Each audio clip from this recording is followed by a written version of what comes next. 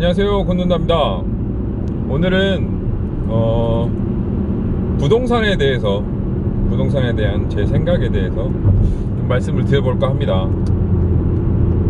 어떤 말씀을 드리고 싶냐면은, 이제 무주택이신 분들, 그런 분들을 위한 제 생각, 제 조언, 이런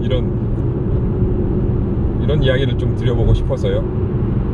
제가 이런 거는 진짜 꼭 누군가한테는 듣고 싶었던 조언인데, 나중에 제 생각을 이제 제가 생각했을 때, 이런 조언을 누군가는 나에게 좀 해줬었으면, 흘리는 말로라도 좀 해줬었으면 좋았을 텐데, 그러면 좀 생각 좀 해보지 않았을까, 이런 조언입니다. 뭐 이렇게 뜸을 들이는지 모르겠죠.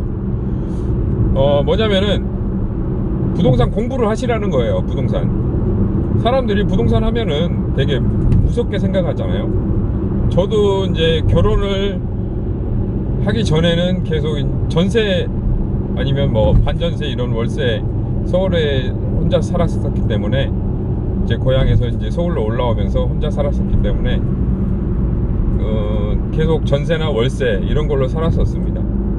아무것도 몰랐죠. 이제 부모님이 돈을 대주시니까 아무것도 모르는 상태로 계속 살았었습니다.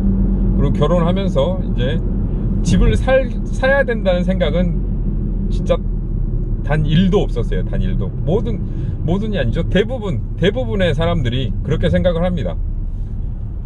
결혼하면 신혼부부야 당연히 전셋집이지. 조금 이제 형편이 안 되신 분들은 월세집, 아니면은 조금 평형이 조금 큰 오피스텔, 이런 좀 좋아 보이는 오피스텔, 이런 데를 찾아서 당연히 거기에서 시작해야 되는 줄 알고 그렇게 시작을 하십니다.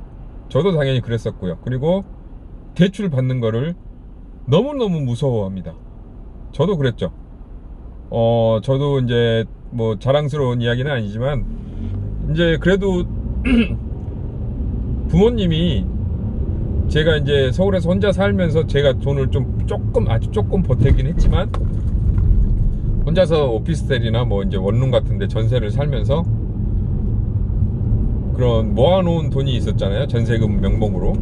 그런 돈이 있는 데다가 부모님께서 조금 도와주시고, 이제 제가 혼자서 이제 회사 생활하면서 조금 모은 돈 있고, 그렇게 해서 전셋집을 이제 찾았는데 돈이 부족하잖아요. 서울 집값이, 제가 2010년에 결혼을 했는데 사당동에 한 20년 좀 넘은 아파트 24평, 25평 정도 됐었는데, 제 기억으로는 한 1억 7천 정도 됐던 것 같아요. 1억 7천 정도. 수리는 그냥 보통, 진짜 보통 1억 7천. 34살에 1억 7천 전세를 얻기가 쉬울까요? 어렵죠. 그래서 대출을 한 3천에서 4천 정도 받았던 것 같습니다. 저희 부모님께서 도와주시고, 제가 모아둔 돈, 원래 있던 전세값 이거 보태서 다 해서 그렇게 해서 전세를 들어가게 됐습니다. 그때는 방배동에 있는 전세집, 한 30년 된 진짜 쓰러질 것 같은 그런 집도 보러 다니고, 전세집으로 여기저기 많이 보러 다녔어요. 이제 원래 살던 데가 근데 사당 쪽이어서 그쪽 근방으로 이제 집을 많이 보러 다녔었습니다. 사당역 근방, 이수역 근방 이쪽으로 해서요. 그런데 아무도 집을 사라는 조언을 단 한 명도 하지 않았어요. 좀 무리를 해서 사라, 니네들한테 좋을 거다, 그런 조언을 단 한 명도 하지 않았습니다. 청약 저축을 들어라, 아니면은 그런 조언조차도 아무도 하지 않았어요. 제가 인생을 잘못 산 걸까요? 근데 많은 사람들이 그렇게 살아가실 거예요. 대부분 청년들이 그런 부동산에 대한 조언을 듣지도 못하고, 기본적으로 관심이 대부분 없습니다. 요새는 정말 많이 변했어요. 그러니까 부동산이 이렇게 폭등을 하고 이러면서 사람들이 이제 20대 분들도 부동산이나 재테크나 이런 쪽에 상당히 관심을 가지게 되고 하면서 많은 그런 부동산 쪽 관심을 가지시긴 하는데, 그래도 아직은 제가 보기엔 많이 부족한 것 같아요. 그런 조언 자체가. 청약저축은 무조건 드셔야 됩니다. 20대 분들, 특히 20대 분들, 30대 분도 결혼하기 전이라면 늦지 않았다고 생각해요. 조금 기다리면 되죠, 뭐. 네?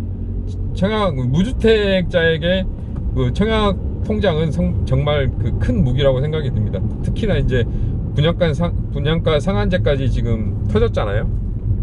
그러면은 정말 싼값에 아직 뭐 나타난 건 없지만 싼값에 그 분양을 받을 수도 있을 것 같아요. 그렇게 되면 정말 대박이 될 수도 있죠. 뭐 여러 가지 조건이 걸리겠죠. 뭐 전매 제한이라든가 뭐 그런 게 걸릴 수도 있는데,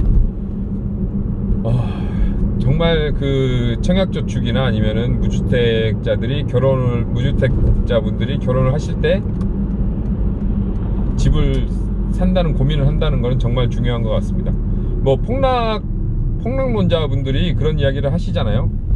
집은 사는 게 아니라 사는 거다. 그런 뭐 개소리 같은 이야기를 가끔 하시는데, 뭐 그건 자기들의 철학이지 현실적인 조언은 아닌 것 같아요.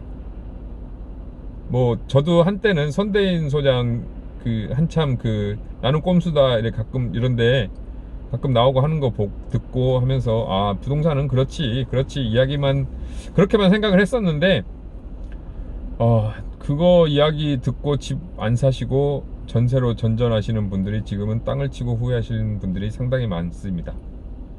제 친구 동생이 지금 저기 분당에 재작년쯤에, 아니다, 작년인가요?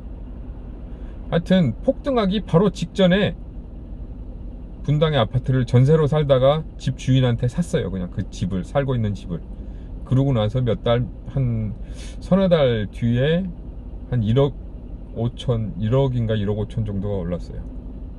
그런 거 보면서 그 친구가 그러더라고요. 그런 거 보면은 살고 있어도 이렇게 좀 뭔가 박탈감 같은 게, 자기가 이미 샀어도 이거마저 안 샀으면 내가 어땠을까 이런 느낌이 드는데, 안 산 사람들은 얼마나 큰 박탈감이 느껴질까 이런 말을 하더라고요.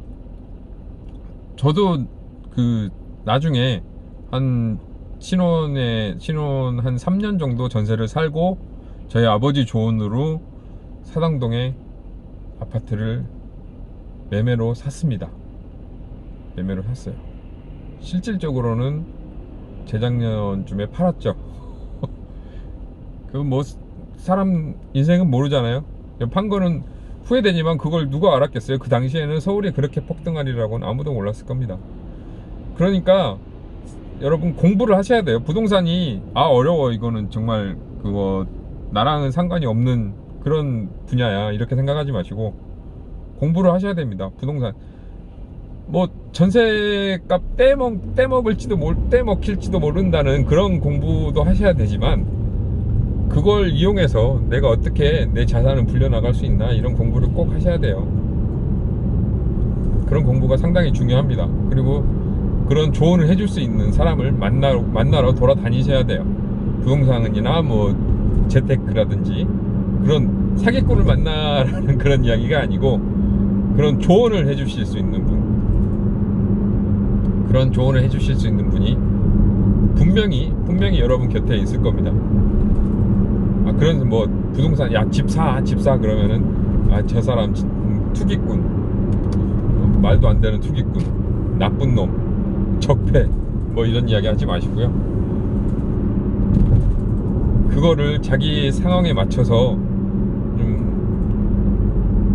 이용해 먹을 수 있는 그런 융통성을 좀 그러기를 조언을 해드리고 싶습니다. 저 또한 그렇게 적폐로 생각하실지도 모르겠네요. 네, 오늘은 여기까지 하겠습니다. 감사합니다.